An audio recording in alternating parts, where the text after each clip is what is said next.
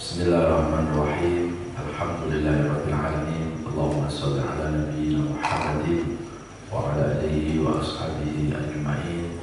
Rabbi zidna ilma wa alhiqna bis-sholihin. Amma ba'd.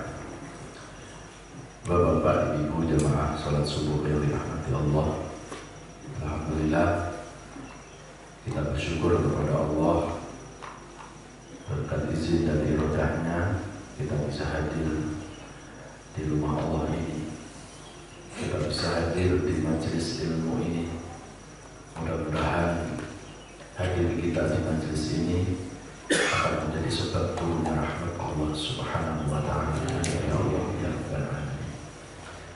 Salawat wa salam sama-sama kita sampaikan kepada uswah qudwah panutan abadi kita Nabi Muhammad sallallahu alaihi wasallam.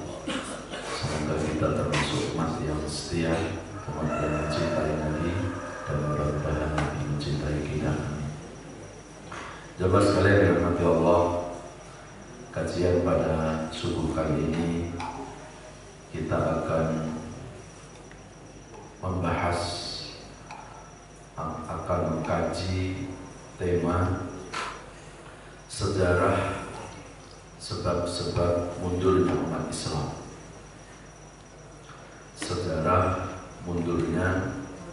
Sejarah sebab-sebab mundurnya umat Islam.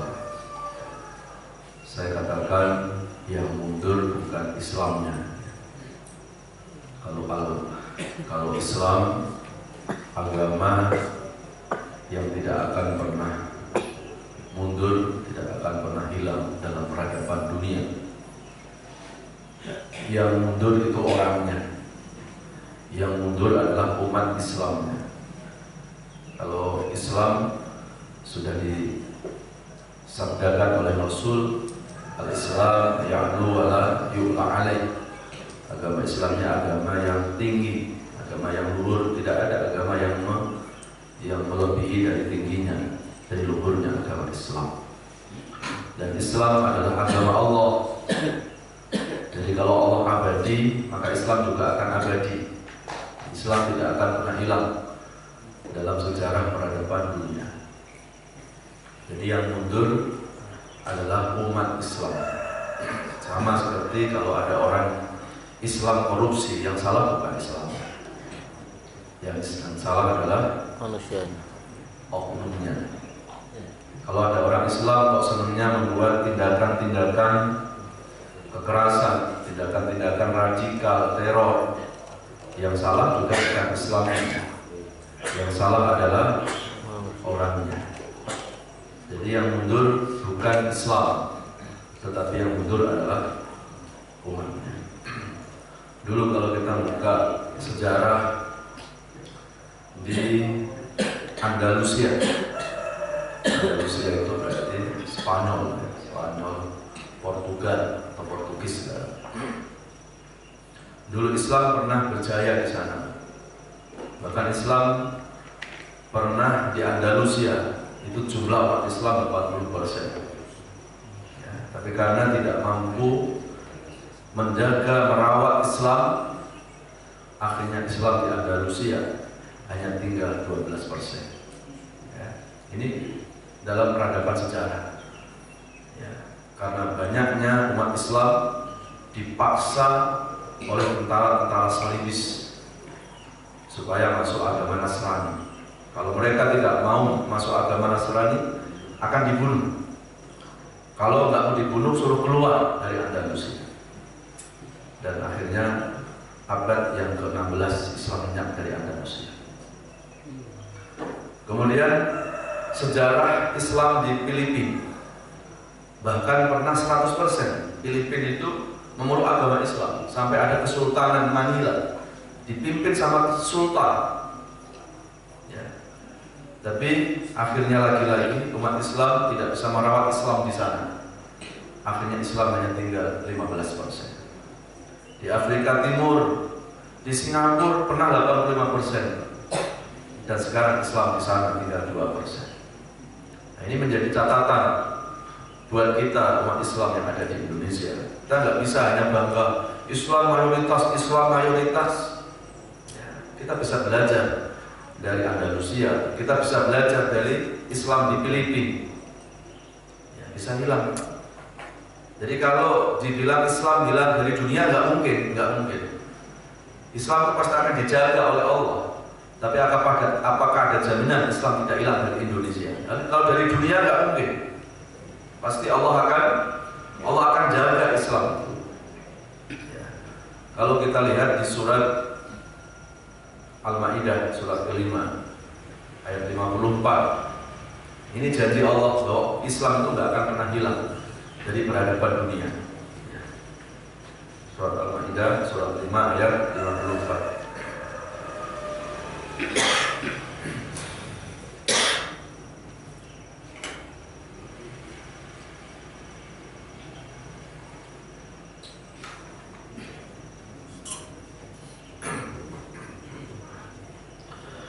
A'udzu billahi minasy syaithanir rajim.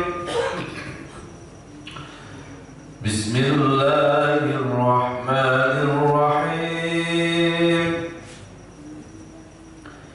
Ya ayyuhalladzina amanu man yartadda minkum an dinihi فسوف يأتي الله بقوم يحبهم ويحبونه أذلة على المؤمنين عزة على الكافرين يجاهدون في سبيل الله ولا يخافون لومة لائم ذلك فضل الله يؤتيه من يشاء والله واسع عليم صلى الله على محمد صلى الله عليه وسلم صلى الله على محمد صلى الله عليه وسلم يا رب صلى الله على محمد صلى الله عليه وسلم صلى الله على محمد صلى الله عليه وسلم. Surat Al-Maidah surat 5 ayat 54. Bismillahirrahmanirrahim. Wahai orang-orang yang beriman, barang siapa di antara kamu yang murtad atau keluar dari agamanya, maka kelak Allah akan mendatangkan suatu kaum yang mencintai mereka dan mereka pun mencintainya, dan bersikap lemah lembut terhadap orang-orang yang beriman, tetapi bersikap keras terhadap orang-orang kafir, yang berjihad dalam Allah dan yang tidak takut pada celaan orang yang suka mencela. Itulah karunia Allah yang diberikannya kepada siapa yang Dia kehendaki, dan Allah Maha luas pemberiannya, Maha mengetahui. Shadaqallahul Azim. Shadaqallahu al-azim. Benar Allah atas segala firman. Surat Al-Maidah ayat 54. Wahai orang-orang yang beriman, barang siapa yang murtad, yang keluar dari agama Islam, pasti Allah akan menggantikan. Allah akan melahirkan generasi-generasi baru yang mencintai Islam. Jadi ini menjadi jaminan bahwa andai semua manusia di dunia ini keluar dari Islam, tidak akan hilang Islam itu. Karena Allah akan melahirkan generasi-generasi baru yang peduli terhadap Islam. Yang ciri-cirinya generasi baru yang Allah janjikan dalam Quran, pertama adalah yuhibbunahum wa yuhibbunah. Yang mereka itu adalah orang-orang yang benar-benar mencintai Allah di atas segala-galanya. Cinta Allah di atas mencintai dunia, di atas mencintai harta, di atas mencintai jabatan dan seterusnya. Kemudian yang kedua, ciri-ciri generasi yang mencintai Islam adalah lemah lembut terhadap sesama orang-orang yang beriman dan tegas terhadap bentuk-bentuk kekafiran. Dia tidak mau tolerir kalau sudah bicara tentang kekafiran. Kemudian mereka adalah orang-orang yang selalu siap berjihad untuk membela agama Allah. Dia tidak rela kalau agama dinistakan. Dia tidak akan rela agama dihina. Sebagaimana Rasulullah SAW ketika Rasulullah dakwah dihina, dicaci maki, dilempari batu, Rasul tidak pernah marah. Karena saat itu yang dihina adalah pribadinya. Tapi ketika orang-orang kafir sudah berani menghina agama Allah, maka Rasul tidak diam. Rasul akan membela. Dan inilah generasi-generasi baru yang telah akan menjaga Islam. Dan wala yakhafuna laumata laim.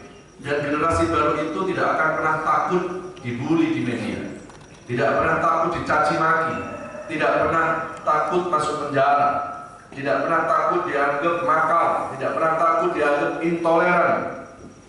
Jadi generasi pecinta Islam ini dia selalu melakukan satu perbuatan yang perbuatan itu selalu mendapatkan keridhaan Allah Subhanahu wa taala.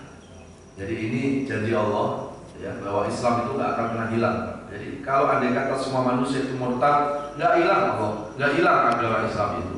Karena Allah akan lahirkan orang-orang yang pecinta Islam. Mudah-mudahan generasi baru yang dalam Al-Maidah 54 itu sudah ada di negeri kita ini.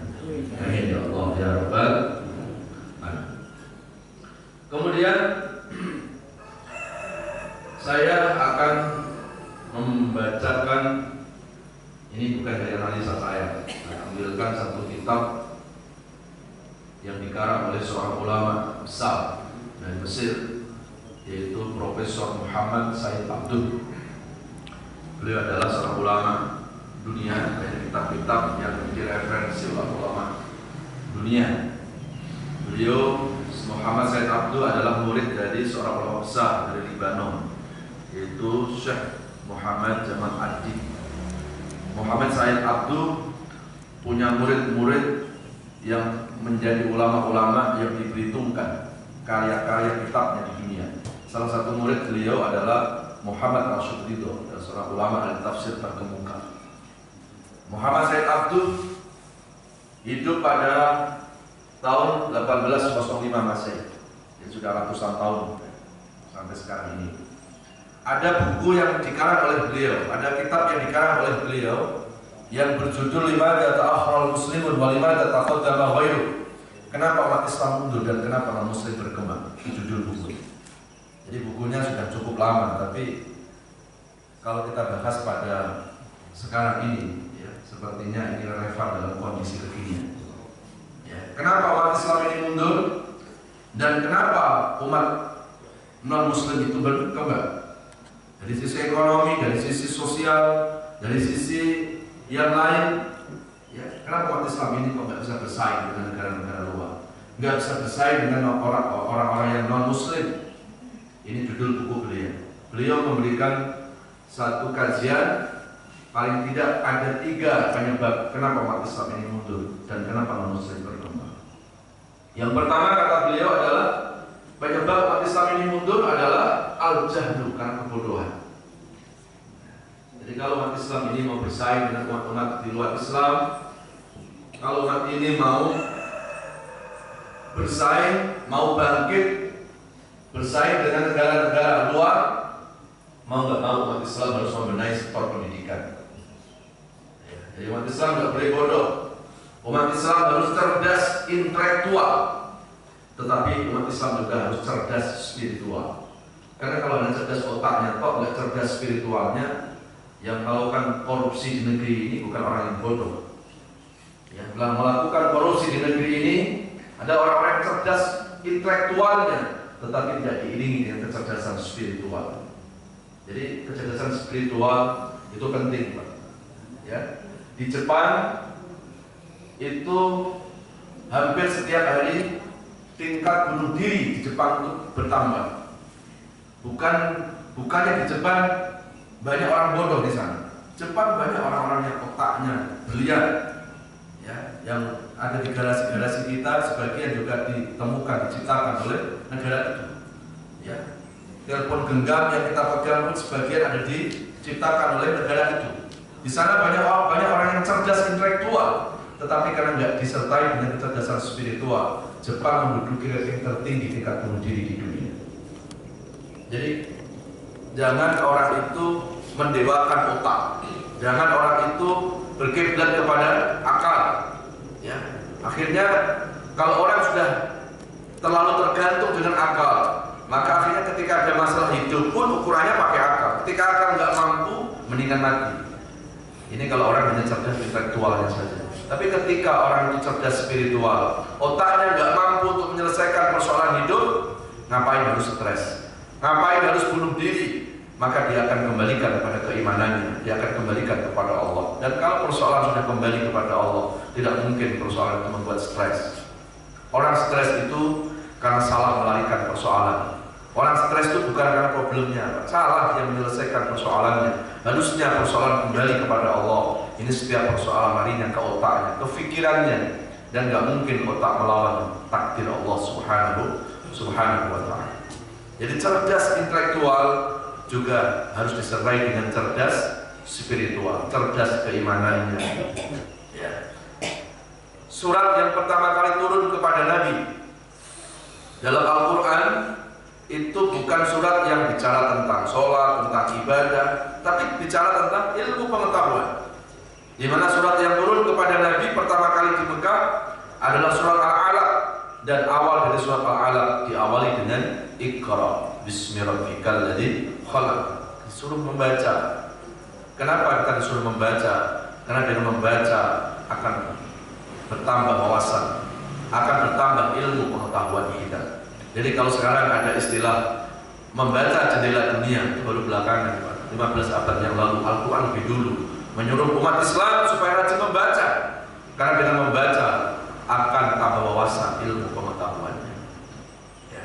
Dan ketika bicara tentang ilmu pengetahuan, Islam juga tidak pernah mendikotomikan. Ya. Jadi nggak boleh kita mendikotomikan tentang ilmu pengetahuan. Oh, ini ilmu dunia, ini ilmu nggak penting nih. Ini ilmu akhirat yang penting nih. Tidak boleh begitu. Ilmu dunia juga penting, ilmu akhirat juga penting. Jadi dikotomi ilmu ini peninggalan kolonial.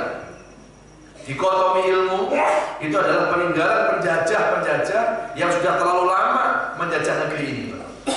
Jadi mereka tahu kalau orang Indonesia pinter, bahayanya nih.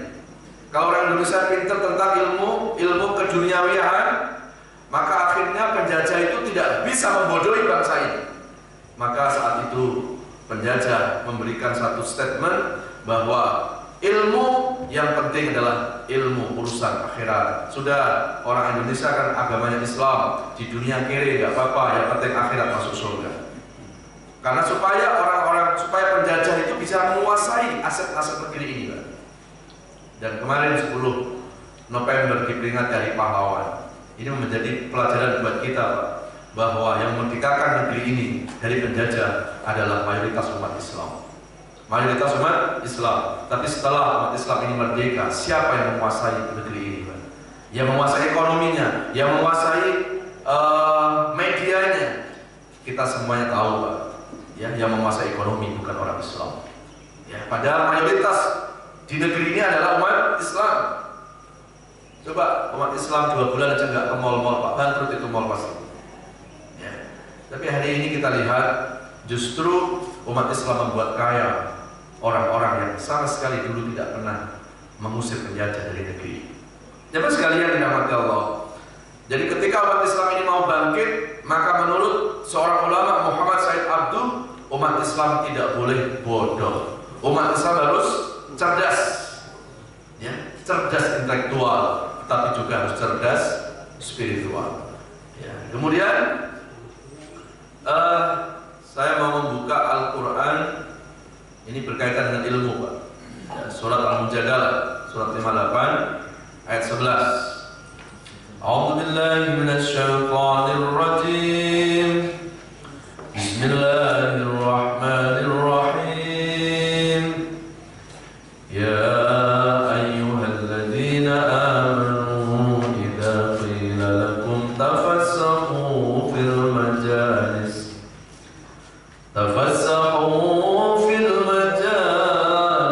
fafsahu yafsahillahu lakum wa idza qila ansuzu fansuzu yarfa'illahu alladhina amanu minkum walladhina utul ilma darajat wallahu bima ta'maluna khabir. Sadaqallahul azim. Wahai orang-orang yang beriman, apabila dikatakan kepadamu pilih lapangan di dalam majlis-majlis, maka lapangkanlah, niscaya Allah akan memberi lapangan untukmu. Dan apabila dikatakan berdirilah kamu, maka berdirilah, niscaya Allah akan mengangkat derajat orang-orang yang beriman di antaramu dan orang-orang yang diberi ilmu beberapa derajat. Dan Allah maha teliti apa yang kamu kerjakan. Sadaqallahu al-azim. Allah firman-Nya, Bismillahirrahmanirrahim. Wahai orang-orang yang beriman, ketika kita datang di satu majelis, maka lapangkanlah majelisnya orang lain. Maka kalau kita melapangkan majelis duduknya orang lain, Allah akan melapangkan hatimu. Jadi ini ayat bicara tentang akhlak, etika supaya manusia itu punya tenggang rasa.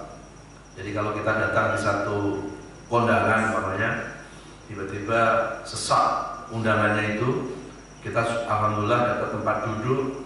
Begitu kita sudah duduk enak-enak, tiba-tiba ada orang yang lebih layak untuk duduk, lebih sepuh, ada ibu-ibu tua. Maka Al-Quran menyuruh supaya kita ini memberikan tempat duduk itu kepada orang lain. Tafassahu fil majalis, lapangkan duduknya orang lain, Allah akan melapangkan hatimu. Jadi kalau melapangkan duduknya orang lain, Allah lapangkan hati. Bagaimana kalau orang itu melapangkan ekonominya orang lain? Bagaimana kalau orang itu melapangkan hidupnya orang lain? Ya. Jadi inilah pentingnya tenggang rasa. Ya. Pentingnya apa? Pentingnya akhlak. Jadi masalah duduk aja diatur sama Quran. Ya. Jadi ini menunjukkan betapa Al-Quran itu sepertiganya bicara tentang akhlak. Ya. Kemudian ayat yang berikutnya apa? Yarfa'illahu alladhina amanu minkum walladhina utul ilma darajat. Allah akan mengangkat derajatnya orang yang beriman dan yang berilmu. Jadi ternyata kalau iman itu mau bermartabat, iman itu harus dikawinkan sama ilmu pengetahuan. Nah, kalau hubungan dengan iman, pasti ini adalah ilmu yang hubungannya dengan spiritual, ilmu yang berhubungan dengan agama. Tapi kalau hubungannya dengan dunia, ya pasti ini kaitan dengan ilmu yang hubungannya dengan ilmu dunia juga. Man arada dunya fa'alaihi bil ilmi, wa man arada al-akhirata fa'alaihi bil ilmi, wa man aradahuma fa'alaihi bil ilmi. Barang siapa yang mau bahagia akhirat, maka membahagia dunia, maka syaratnya harus punya ilmu dunia. Kalau mau bahagia ilmu akhirat, ya harus punya sarana ilmu akhirat. Barang siapa yang mau bahagia dua-duanya, maka syaratnya pun harus dengan ilmu. Nah, jadi ilmu nggak boleh dianggap sepele. Ya, ilmu ini yang akan mengangkat, akan menjadi awal dari kebangkitan umat Islam. Kemudian yang kedua, kenapa umat Islam ini mundur dan kenapa non-Muslim berkembang selain faktor kebodohan? Yang kedua, kata ulama Muhammad Said Abdul adalah al-faqru, karena faktor ekonomi. Jadi urusan kemiskinan. Kadal faqru ayyakuna kufron. Kadang kemiskinan itu suka menyeret kepada orang menuju kepada kekafiran. Mungkin kalau kita hanya lihat di sekitar komplek ini nggak nampak itu, Pak. Tapi kalau kita datang ke daerah-daerah terpencil, akan kelihatan bagaimana saudara-saudara kita di daerah-daerah terpencil itu satu persatu menggadaikan iman karena urusan-urusan perut, urusan-urusan ekonominya. Ya, kita bisa lihat di daerah Gunung Kidul sampai sekarang ada daerah Tepus di Wonogiri yang sekarang masih krisis air. Ya, kalau kita datang ke sana, Pak, banyak orang-orang Muslim yang keluar dari Islam, baik mereka keluar secara terang-terangan atau mereka keluar secara sembunyi-sembunyi. Ya. Yang umat Islam datang ke sana hanya memberikan saran, memberikan ceramah. Bukan berarti tidak penting saran itu, tetapi orang-orang non-Muslim mereka datang ke tempat-tempat itu membawa bantuan sembako, membawa bantuan ekonomi. Lama-lama akhirnya umat Islam empati, simpatik dengan orang-orang non-Muslim itu, dan sedikit demi sedikit akhirnya mereka keluar dari Islam. Ya, jadi ekonomi juga harus dibangkitkan kalau Islam ini mau berkembang. Ya, saya ingat pada masa Khalifah Abu Bakar As-Siddiq. Khalifah Abu Bakar As-Siddiq adalah khalifah pertama setelah meninggalnya Rasulullah SAW. Dan Abu Bakar As-Siddiq ketika menjadi khalifah, menjadi presiden kalau sekarang, beliau membuat program tidak muluk-muluk, tidak banyak-banyak. Satu saja program beliau, yaitu memberdayakan ekonomi umat. Dengan cara apa? Yaitu dengan memberdayakan uang zakat untuk mengentaskan kemiskinan. Dan 3 tahun uang zakat, ya, kesadaran dari umat Islam untuk mengeluarkan zakat itu akhirnya sanggup mengentaskan kemiskinan. Jadi 3 tahun, Pak, menurut satu sejarah nggak ada orang menerima zakat lagi. Jadi kalau tahun lalu orang itu masih menerima zakat, didatangi lagi tahun berikutnya, dia bilang saya lagi nyari orang yang menerima zakat saya. Ya, dan ini kalau dipraktekkan di negeri ini katakanlah 95%. Tapi kata sekarang ini menurut penelitian sudah turun, Pak, bukan 95% tapi 87%. Ya, katakanlah 87% mayoritas adalah umat Islam. Nggak usah kita bicara zakat 2,5%. Ya, katakanlah kalau dari 200 sekian juta, 87-nya saya yakin masih ada sekitar 200 juta umat Islam itu. Kalau 200 juta satu orang Islam saja, sedekah satu hari 1.000 saja. 1.000 kali 1 juta sampai 1 miliar. Gimana kalau 200 juta umat Islam itu kompak untuk sedekah, untuk bayar zakatnya, bayar sedekahnya? Saya yakin, Pak, ya, itu bisa mengentaskan kemiskinan. Cuma yang jadi masalah lagi-lagi SDM kita yang kadang tidak selaras dengan program. Ya, kadang bantuannya programnya sudah baik, ini untuk pembangunan di desa-desa, tapi sebelum sampai di desa sudah disunat sama pejabat-pejabat daerah. Ya, jadi ini sudah pernah dilakukan oleh Abu Bakar As-Siddiq, mengentaskan kemiskinan, membangkitkan umat Islam dari sektor ekonomi, yaitu memberdayakan zakat. Dan pada masa Abu Bakar As-Siddiq, zakat yang dikelola oleh Abu Bakar As-Siddiq bukan zakat konsumtif, tapi zakat produktif, Pak. Jadi kalau ada orang-orang kaya dikumpulkan sama Abu Bakar As-Siddiq, kamu wajib zakat, uang kamu berapa? Langsung dibuat usaha, dan usaha itu diserahkan kepada orang-orang yang menerima zakat itu. Jadi akhirnya apa? Zakat itu tidak hanya selalu konsumtif. Kalau zakat itu hanya cuma dimakan, hari ini dia dikasih, Pak, besok belum tentu dia akan bisa merubah dirinya. Tapi kalau usaha produktif, kamu punya bakat apa? Saya punya bakat warung kelontong, nih saya kasih modal, tolong kelola. Dan nanti diingatkan supaya ketika dia berhasil, dia juga harus menolong kepada saudaranya yang lain. Itu pernah dilakukan oleh Abu Bakar As-Siddiq yang disebut dengan apa? Dengan zakat produktif itu. Dan akhirnya mengentaskan kemiskinan. Jadi nggak mungkin syariat Allah, ya, nggak mungkin aturan Allah itu ditetapkan kepada kita umat Islam kalau aturan itu tidak membawa masalah, tidak membawa kebaikan. Ternyata di balik Allah menyuruh zakat supaya umat Islam itu mengeluarkan zakat, ternyata dengan zakat itu sebetulnya juga salah satu cara untuk mengentaskan, untuk membangkitkan ekonomi umat. Saya bilang tadi, kalau 200 juta umat Islam sehari 1.000 rupiah, nggak mungkin nggak mampu, Pak. Yang dikelola dengan baik, 1.000 kali 1 juta berapa?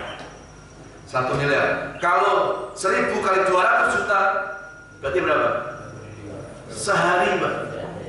Dalam 1 hari itu 1.000 rupiah. Bagaimana kalau 2,5%? Dan menurut majalah Newsweek, ada 11 orang Indonesia itu termasuk konglomerat di Asia. Ya. Dari sekian ada 6 seorang pengusaha muslim Pak, di negeri ini. Kalau 2,5% dia keluarkan zakatnya, saya yakin Pak, ini sudah cukup untuk mengentaskan ekonomi umat.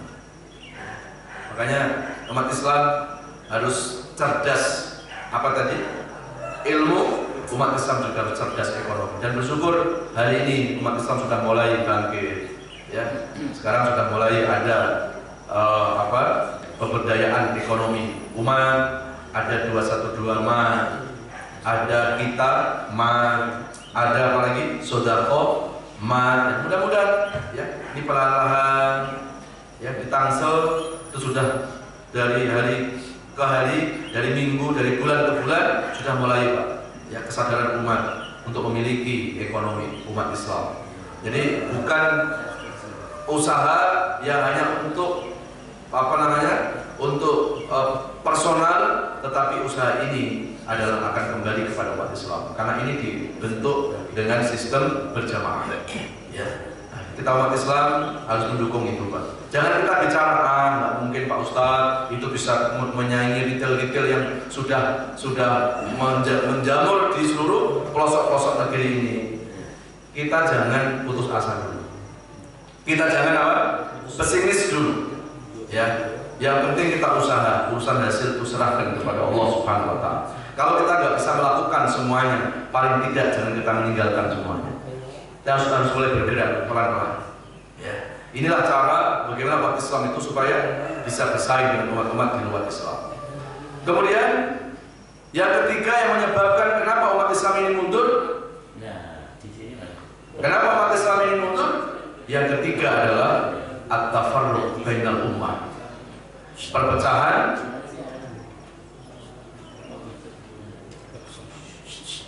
ya. Sampai mana? Perpecahan. Sampai ayat. Apa? Iklan ya. Yang keberapa tadi? Ketiga. Nah, sebelum ketiga saya bukakan ayat lagi Pak. Tadi pentingnya ilmu dengan iman. Ini sekarang pentingnya ekonomi untuk memperdayakan umat. Kita bisa buka di surat Al-Jumu'ah, surat 62, ayat ke 10.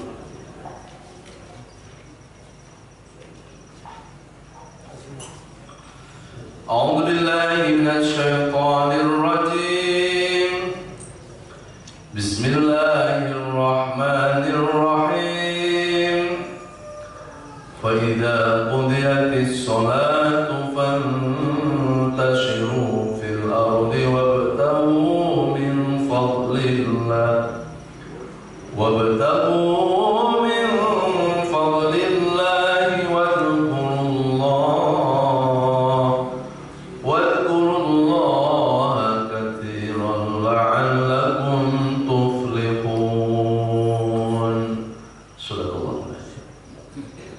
Apabila sholat telah dilaksanakan, maka bertebaranlah kamu di bumi, carilah karunia Allah dan ingatlah Allah banyak-banyak agar kamu beruntung. Sadaqallahu alaihi. Bismillahirrahmanirrahim.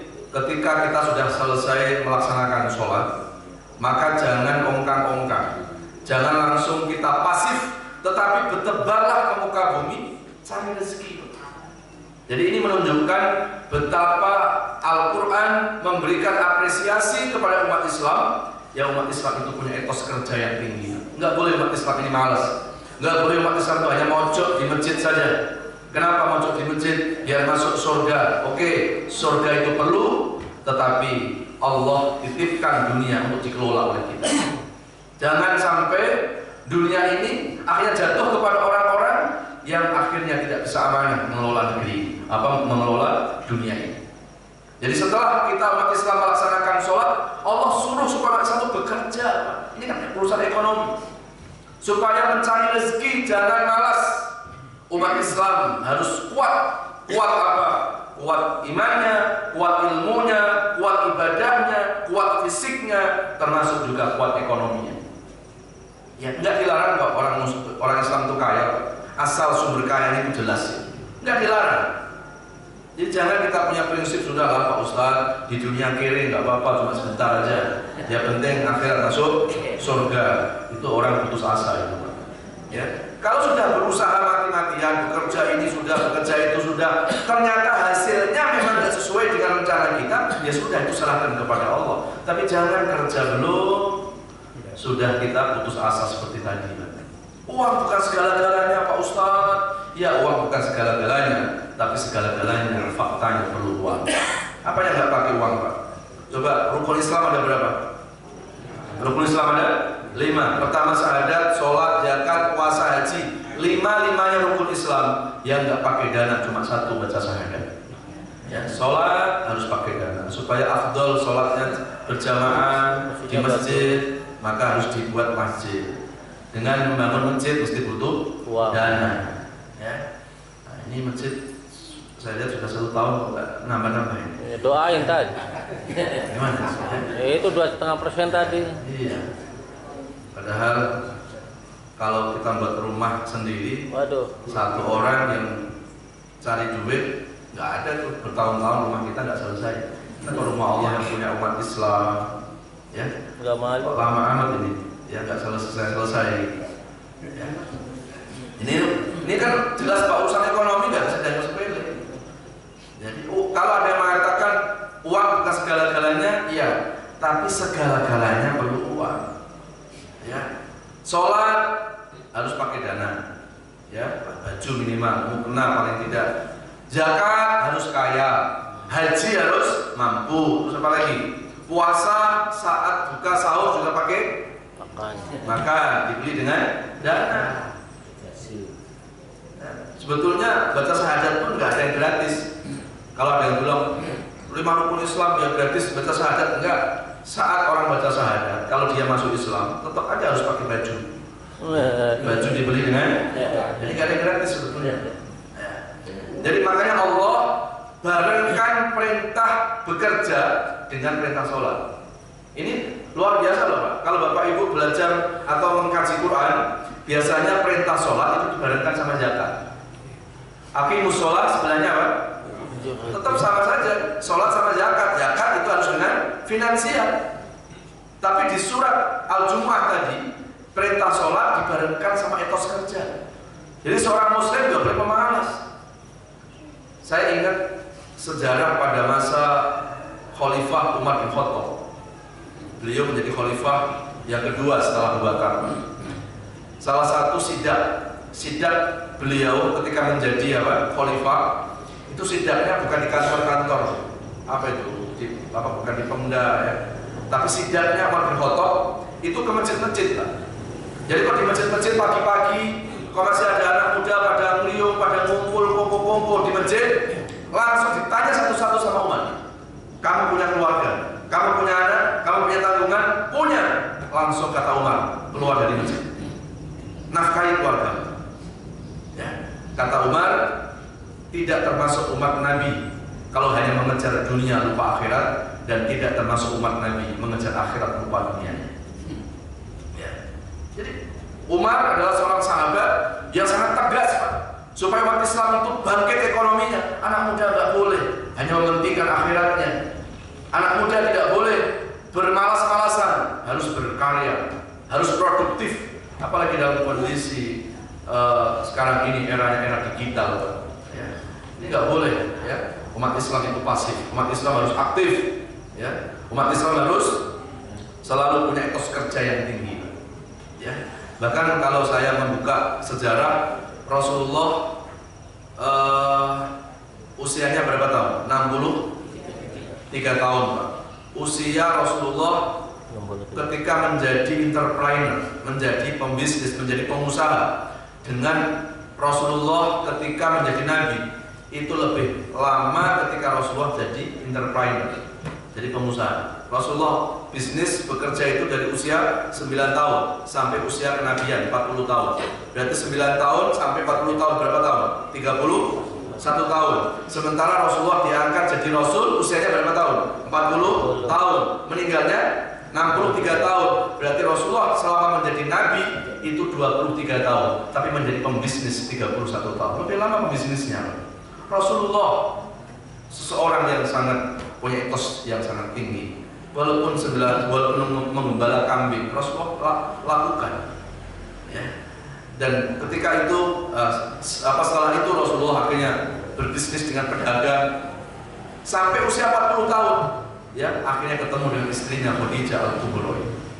Jadi ini menjadi catatan bahwa ketika umat Islam itu mau bangkit, mau bersaing dengan umat-umat di luar Islam, bangun sektor ilmu pendidikannya dan bangun sektor ekonominya. Ya. Kemudian yang terakhir, yang ketiga, kenapa umat Islam ini mundur? Yang ketiga, kata seorang ulama Muhammad Said Abduh, at-tafarruq bainal ummah, karena perpecahan antar umat Islam. Nah, ini yang sekali lagi terjadi. Jadi menyebabkan umat Islam ini mundur karena internal, karena ada perpecahan internal antar umat Islam. Coba hari ini kita lihat, Islam sudah mulai terpecah belah. Islam sudah mulai tersekat-sekat, sudah mulai terkotak-kotak, ya kan? Muncul ada Islam apa itu?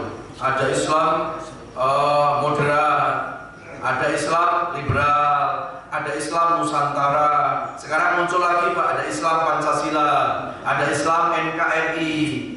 Nanti ada label lagi Islam radikal. Jadi Islam akhirnya terkotak-kotak.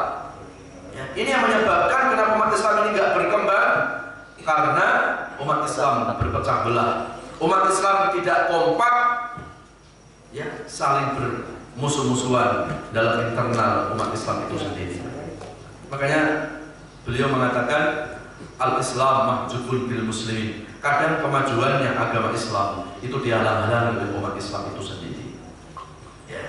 Jadi ketika umat Islam ini mau berkembang, mau bangkit, maka mau nggak mau Pak, umat Islam harus kompak, jangan berpecah belah, jangan tersekat-sekat, jangan sudah mulai bangga dengan kelompok, jangan bangga dengan golongan, jangan bangga dengan fikih, jangan bangga dengan pemahaman-pemahaman.